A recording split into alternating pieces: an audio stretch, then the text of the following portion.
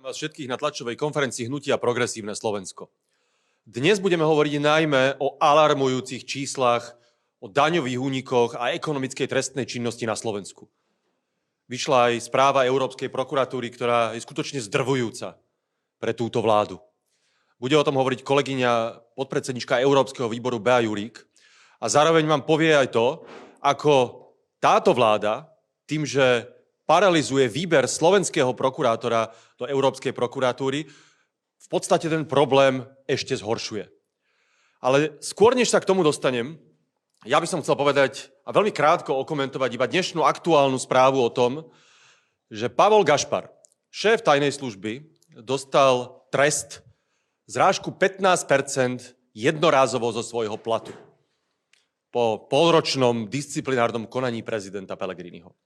Ja poviem k tomu dve vety, naozaj veľmi stručne, a potom ma doplní druhý rečník na dnešnej tlačovej konferencii, náš líder pre oblasť spravodajských služieb Peter Bátor. Za mňa je to hanba. A syn obžalovaného podpredsedu Národnej rady nikdy nemal byť vymenovaný za šéfa Slovenskej informačnej služby. A potom ma doplní kolega. Teraz k tej problematike ekonomickej trestnej činnosti, daňových únikov, podvodov s eurofondami a podobne. Minimálne odkedy vieme o príbehu s haciendami, si množstvo ľudí na Slovensku začína uvedomovať, aký obrovský problém to je, aj pre náš štátny rozpočet, lebo nám unikajú 100 milióny, aj pre spravodlivosť na Slovensku.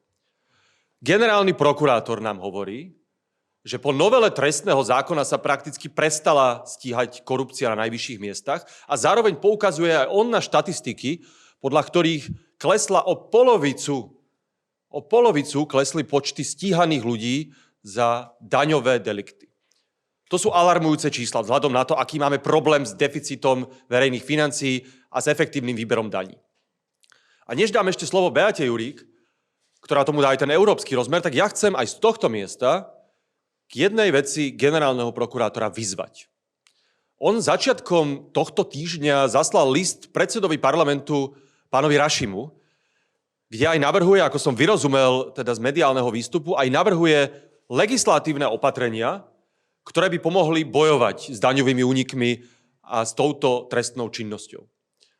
A ja chcem pána generálneho prokurátora vyzvať, aby ten list poslal všetkým poslancom Národnej rady. Aj s tým legislatívnym návrhom. A my ako Progresívne Slovensko, najsilnejší opozičný klub v Národnej rade, sme pripravení, ak to vládna väčšina neurobí, keďže je ticho, sme pripravení tento zákon predložiť do Národnej rady. Aby sa o ňom rokovalo, aby k nemu bola rozprava a aby sa o ňom hlasovalo. A aby aj vládni poslanci ukázali, či teda im záleží na našom štátnom rozpočte, či im záleží na tom, aby sa stíhali daňové delikty. Lebo z toho, čo som mal možnosť vidieť, z toho, čo bol mediálny výstup, sa mi javí, že množstvo tých návrhov, ktoré tam pán generálny prokurátor má, sa zhoduje aj s tým, čo je v našom balíčku kladivo na korupciu. Napríklad zvýšenie trestných sadzieb za ekonomickú trestnú činnosť a daňové delikty. Napríklad aj zmena tej sumy, dnes je to 20 000 na oveľa nižšiu, odkedy sa to posudzuje ako trestný čin. Takže ja budem veľmi rád, ak nám to generálny prokurátor pošle a ak nechce konať koalícia, my to predložíme do Národnej rady. Ale teraz už dávam slovo kolegyni Beate Jurík. Prosím. Ďakujem za slovo, vážené dámy, vážení páni. Na začiatok mi dovolte citovať z výročnej správy Európskej prokuratúry, ktorá bola zverejnená v pondelok.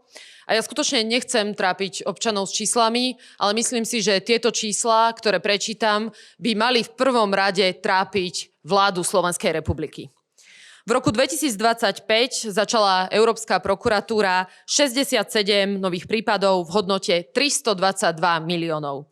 Za rok 2024 to bolo síce 69 prípadov, ale za nižšiu sumu 230 miliónov. Pre porovnanie v Českej republike 80 prípadov za 109 miliónov. Ďalej, čo sa týka všetkých prebiehajúcich prípadov, za minulý rok 2025, to bolo 149 prípadov za 1,03 miliardy eur. V porovnaní s predošlým rokom 2024 98 prípadov za 681 miliónov. Opäť porovnanie s Českou republikou 136 prípadov za 788 miliónov. Zároveň, čo sa týka výdavkov, a teda ako čerpáme eurofondy, na čo ich využívame. Za minulý rok 137 prípadov v hodnote 567 miliónov, z toho korupcia 6 za 206 miliónov. Opäť porovnanie s predošlým rokom, tam to bolo v úvodzovkách, poviem, len 91 prípadov za 290 miliónov. Vidíme teda takmer dvojnásobné zvýšenie z roka na rok. V porovnaní s Českou republikou 111 prípadov za 452 miliónov. No a potom príjmy, a na to nás teda upozorňovala aj európska prokurátorka Laura Kövesi počas svojej návštevy na Slovensku v novembri, a teda ako vyberáme dane, aké sú teda tie daňové podvody aj s európskymi peniazmi, tak tam máme 9 prípadov za 455 miliónov, v porovnaní s predošlým rokom 7 za 390 miliónov. A tam je Česká republika, síce čo sa týka prípadov na tom horšie, pretože má viac prípadov, 25, ale za nižšiu sumu 336 miliónov. Skončila som s číslami, dôležité je, čo z toho vyplýva. A to je, že v našej krásnej, no na porovnanie napríklad s Českou republikou menšej krajine, doslova prekvitajú europodvody. Situácia sa zhoršuje z roka na rok, to dokazujú tieto čísla, a zároveň aj tie sumy, tie podvodné sumy sú oveľa vyššie. Je to aj v dôsledku toho, že na Slovensku sa vyšetruje málo a tiež málo efektívne. Aj v dôsledku zmien novely trestného zákona a tiež nedostatočných prostriedkov, či už legálnych, alebo aj personálnych, inak povedané, máme málo ľudí a málo kvalifikovaných ľudí na vyšetrovanie týchto ekonomických podvodov. A presne toto hovorila aj pani hlavná európska prokurátorka počas svojej návštevy, keď nás upozornila aj nás na výbore pre európske záležitosti na to, že Slovensko sa stalo doslova rajom pre DPH podvody.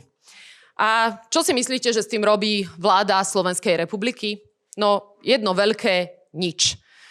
Teraz sme počuli, že aj generálny prokurátor vyzýva k nejakým zmenám. Žiaľ, zatiaľ zo strany vládnej koalície len ticho.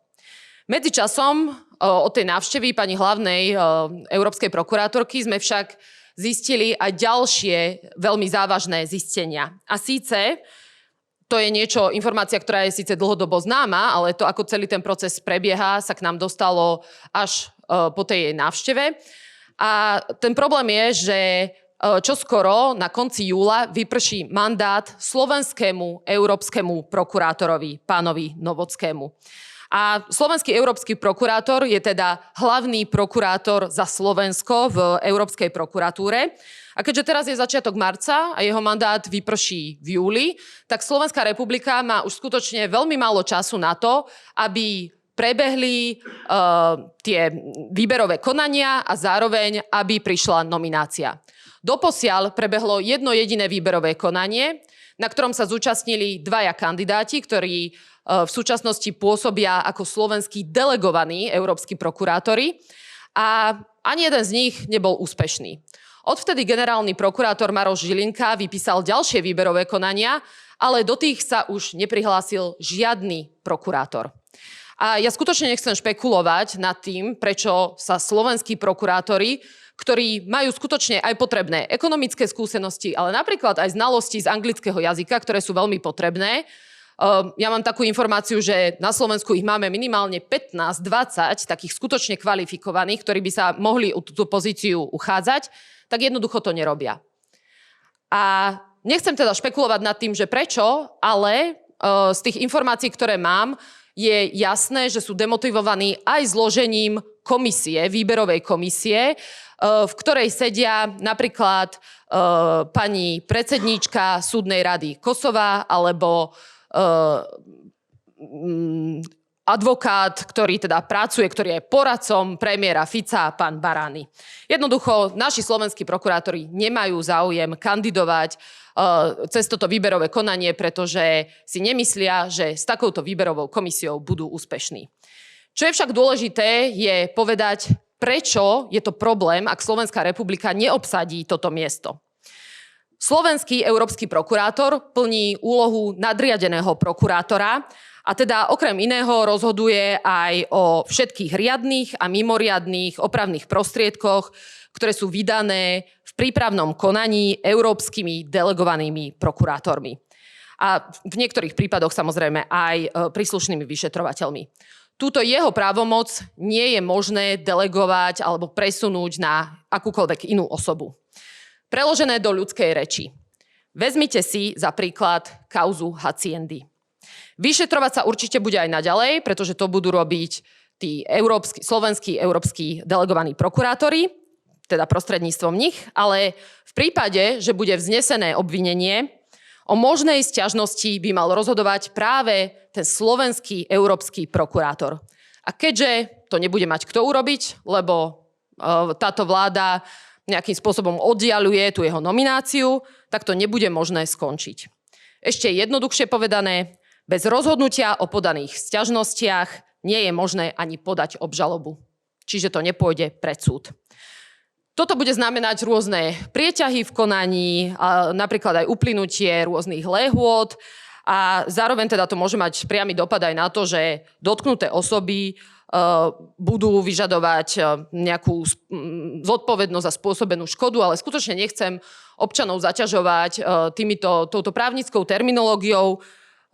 Dôležité na tom je, že vyšetrovať sa síce bude, ale to, či sa tieto kauzy dostanú pred súd, je skutočne otázne. Sekundárne z nášho uhla pohľadu, ale určite nie z pohľadu Európskej prokuratúry, je aj to, akú úlohu zohráva slovenský európsky prokurátor v tej samotnej činnosti Európskej prokuratúry. A tak nám opäť raz hrozí, že nielen Európska prokuratúra, ale samozrejme aj Európska komisia, aj v kontexte toho všetkého, čo táto vláda robí proti boju s korupciou, jednoducho opäť raz nebudú naši európski partneri spokojní. Nehovoriac o tom, že to bude mať aj dopad na reputáciu Slovenskej republiky, pretože vzniknú ďalšie obavy o tom, ako my vlastne na Slovensku chránime peniaze, ktoré k nám prichádzajú alebo by mali prichádzať z Európskej únie.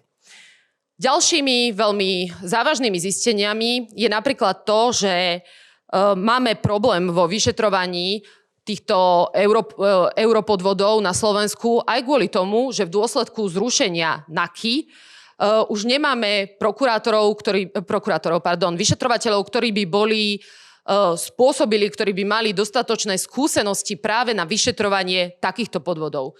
Tí, ktorí boli vyškolení a ktorí teda mali potrebné znalosti aj skúsenosti, tak boli v dôsledku zrušenia NAKY presunutí na iné prokuratúry. Zároveň je problém aj s nedostatočným počtom vyšetrovateľov, ktorí by mohli takéto europodvody vyšetrovať. Kvôli všetkým týmto zisteniam sme sa rozhodli zvolať mimoriadnu schôdzu výboru pre európske záležitosti a prizvať na ňu ministra spravodlivosti Suska, pani riaditeľku policajného zboru Maškárovú, pána generálneho prokurátora Žilinku, ale aj zástupcov IPPO, aby skutočne voleným zástupcom ľudí na Slovensku objasnili, aký bude ten postup, ako sa chceme vyhnúť tomu, aby tie čísla, tie katastrofálne čísla, o ktorých som hovorila na začiatku, neboli ešte horšie. Viete, korupcii sa u nás očividne vyslovene darí. A to v čase konsolidácie, v čase, keď táto vláda žiada od ľudí, aby si uťahovali opasky a keď vidíme, v akom žalostnom stave sú verejné financie, tak vládu očividne nezaujímajú všetky tieto milióny, ktoré končia v rukách, vo vreckách, boh vie koho. Alebo ich teda možno aj zaujímajú, ale však na to nech si každý vytvorí názor sám. Ja však musím zdôrazniť, že toto nie je len o peniazoch. O tých peniazoch, ktoré by mali byť využité na renováciu, obnovu ciest, mostov, na modernizáciu nášho zdravotníctva alebo školstva, nemajú byť využívané ako vreckové alebo luxusný príspevok na bývanie pre pár vyvolených. Je to hlavne aj o tom, že či systém spravodlivosti funguje a aj tie čísla dokazujú, že na Slovensku žiaľ nie.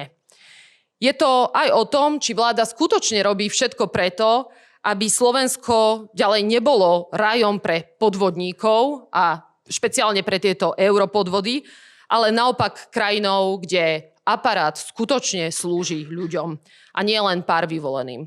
Inak povedané, krajinou, kde vláda bojuje proti korupcii a nie za korupciu. Ďakujem. Dobrý deň. A ja sa vrátim teda k téme toho drakonického trestu, ktorý dostal riaditeľ SIS dnes od prezidenta Slovenskej republiky. A musím povedať, že ja mám taký dojem, že prezident si z nás všetkých naozaj asi robí srandu. 15% z platu jedného mesačného. A len si pripomeňme, že riaditeľ SIS má ročný príjem viac ako 100 000 eur. Vrátane štedrých odmien. 100 000 eur z verejných peňazí. A on dostane 15% z jedného platu. A aké je odôvodnenie? Že to je vlastne viac peňazí, ako by normálne dostal ako pokutu, keby bol normálny človek. Taký ten obyčajný klasický občan. No lenže on nie je klasický obyčajný občan. On je riaditeľ spravodajskej služby. Toto je najďalej, ako viete byť od klasického občana. A tento človek, ktorý je naozaj verejný funkcionár na jednom z najcitlivejších miest, tak jazdí ako pubertiak a po meste, obieha tam, kde nemá. Už aj prezident povedal, že išiel, a vlastne aj vyšetrovanie, že išiel rýchlejšie ako mal. Mimochodom bol na aute, v ktorom vôbec nemal sedieť a mal minimálne 3 verzie toho, prečo v tom aute sedel a či to bolo jeho a nebolo a či to bolo firemné alebo nebolo. No a aby toho nebolo dosť, tak potom sa ešte aj spoločne s otcom, mimochodom obžalovaným podpredsedom parlamentu, začali vyhrážať druhému účastníkovi tejto nehody. Toto je ten obyčajný človek, ktorý mal dostať teda ten obyčajný trest 15% z jedného mesačného platu. Toto je pokuta, ktorú títo ľudia často ani nezaplatia za jednu večeru, pretože minú viac. A to je cena, za ktorú ani nemajú jednu dovolenku, pretože míňajú ďaleko, ďaleko viac. Tak ja sa naozaj pýtam, že či mu ešte ostáva na benzín minimálne tento mesiac, keď teda dostal takýto obrovský trest. A toto je vlastne len dôkazom toho, že tu je skupina privilegovaných ľudí v tomto štáte, ktorí sa nám arogantne smejú do tváre. Arogantne sa nám smejú do tváre touto nehodou, smejú sa nám spôsobom, akým vykonávajú verejnú funkciu, smejú sa nám tetovaním mafiána na predlakti, smejú sa nám vymyslenými prevratmi. A čo sa im stane? 15%. 15% z jedného mesačného platu. A ak by ste mali pocit, že tých kauz je málo, tak len nedávno médiá priniesli ďalšiu kauzu. Ono to vyzerá ako kauzička. Ponožky. So sovičkami. Ako predmet, ktorý sa dáva ako darček. No tak sa novinári spýtali a potom aj ďalší ľudia, teda, že koľko to stálo. Kto to zaplatil, kto to obstarával, kto to dodal. No odpoveď spravodajskej služby bola, my nemusíme takéto informácie dokladovať, my sme spravodajská služba a všetko to, čo robíme, tak je vlastne utajené. Povedzte mi, čo je utajené na nákupe ponožiek so sovičkami a kašľať na tie sovičky. Spýtajme sa, čo potom ďalšie nakúpili. Bol tam nejaký alkohol, boli tam iné predmety, koľko toho bolo, odkedy nastúpil tento riaditeľ do služby, koľko 10 000, možno 100 000 míňa spravodajská služba na čo? Na bezpečnosť občanov, alebo na sovičky na ponožkách, alebo na fľaše s alkoholom, alebo na čo? Toto je ten spôsob, akým nás táto spravodajská služba chráni? Toto je ten prevrat? Ja naozaj čakám, kedy riaditeľ spravodajskej služby príde s ďalšou novou správou. A to je, ako nám tu ide niekto obmedziť demokraciu, ako nám tu ide niekto zasiahnuť do volieb a preto musíme obmedziť právo našich občanov voliť zo zahraničia, pretože tu je obrovské nebezpečenstvo, že nám niekto ide zmanipulovať parlamentnú demokraciu. Zatiaľ, čo sovičky na ponožkách nám tu unášajú kompletne bezpečnosť štátu. A syn obžalovaného vlastne Gašpara staršieho vlastne má každý mesiac novú kauzu. Ja vám poviem, že za toto by už musel odstúpiť aj kuchár v materskej škôlke v malej obci. Len riaditeľ SIS dokáže prežiť absolútne všetko. Ďakujem veľmi pekne kolegyni Beate Jurík a kolegovi Petrovi Bátorovi. Ak sú nejaké otázky, tak teraz je ten moment, prosím. Dobrý deň, Monika, ako Slovenská televízia. Ja by som chcela veľmi pekne poprosiť reakciu na Čurilovcov. Vieme, že v útorok ich viacerých zadržali. Včera ich väčšinu pustili. Ostali dvaja zatiaľ v predbežnej väzbe s tým, že rozhodovať sa o tom, či budú stíhaní väzobne, malo by sa zajtra ráno. Tak vaša reakcia. Ďakujem. Moja reakcia je postavená na tom, čo vidím voľným okom, a aj všetci občania, nie je postavená na tom, čo je v spisoch, lebo to my nemáme právo ani nemáme ako vedieť. A to, čo vidím, je, že v nedeľu predseda vlády a špičky Smeru zaútočili na konkrétnych policajtov, bývalých vyšetrovateľov a konkrétneho prokurátora a o 2 dní na to pre tých istých ľudí prišlo policajné komando inšpekcie. A teraz jedných prepustili, jedných držia vo väzbe, ale to je to, čo vidím voľným okom a to vám hovorím úplne otvorene. V policajnom štáte by sa to nedialo inak. Že premiér na niekoho ukáže, že ten je zlý, že ten manipuluje trestným konaním, ten nás chcel zabásnuť a polícia príde po ňoho. To je to, čo je vidieť. Čo sú detaily tých vypočúvaní, tých dôkazov, to naozaj od nás nemáte ako očakávať od politikov. Ja komentujem tú situáciu, ktorú môžeme všetci vidieť a zároveň je to situácia, ktorá nevzbudzuje dôveru, práve naopak. Zabíja dôveru občanov v to, že polícia, a v tomto prípade inšpekcia, koná nezávisle na politikoch. A naopak posilňuje predstavu, že politici si tu objednávajú, koho treba zatknúť, pre koho treba prísť. To je moja reakcia na túto situáciu. Ďakujem vám veľmi pekne. A iba chcem ešte dodať, kým sa rozlúčim, že hneď po tejto tlačovej konferencii nasleduje ďalší briefing našich poslankyň Zory Jourovej a Dany Kleinert, a bude o ďalších kšeftoch, bude o šafárení, tentokrát na ministerstve kultúry. Prosím.